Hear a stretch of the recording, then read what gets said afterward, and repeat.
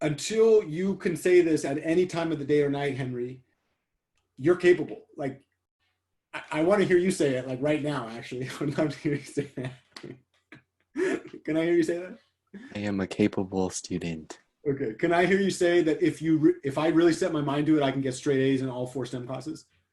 If I really set my mind to it, I can get straight A's in all four STEM classes. That's right. Okay. So we've now established that as a fact. So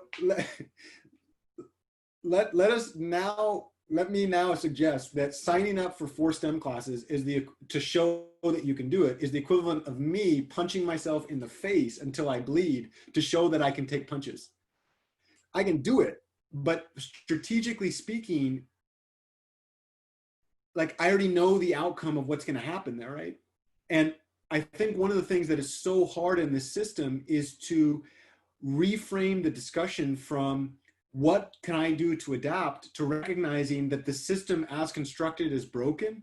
And so the goal is to optimize choices within a broken system. And what you guys are noticing, one of the first things that I would say is, it is really that delicate balance that you're trying to find is fucking hard to find. So let's just start there, right?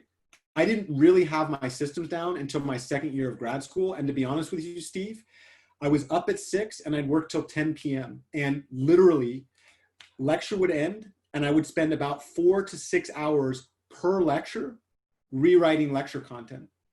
And that happened within 12 hours of the lecture being delivered.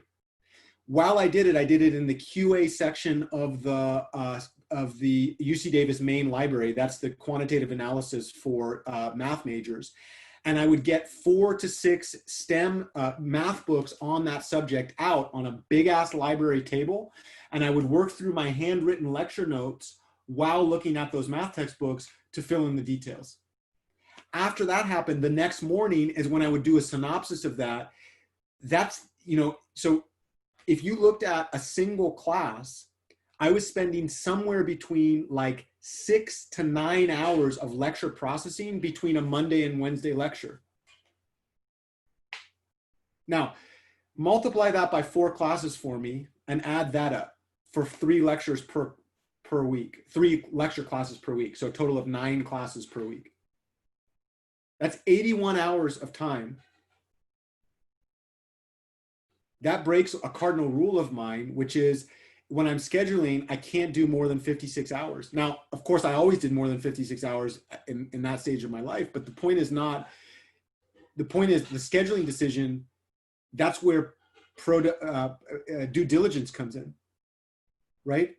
And so I think one of the things that we got to realize is like, I would encourage you, this is a food for thought. This is not a problem with you, Henry, or you, Steve, or me, Jeff. This is a systemic problem that has to do with poor design of individual classes using harmful techniques. Statistically, like you can actually justify statistically that lecture is a bad technique. Right? I'm happy to point to those resources, right? And an education system that is not designed for the nuances of individual life. It's designed for basically, churning the crank, right? Could you imagine if you bought a model of a car that killed 40% of people who drove it? Would you ever buy that car?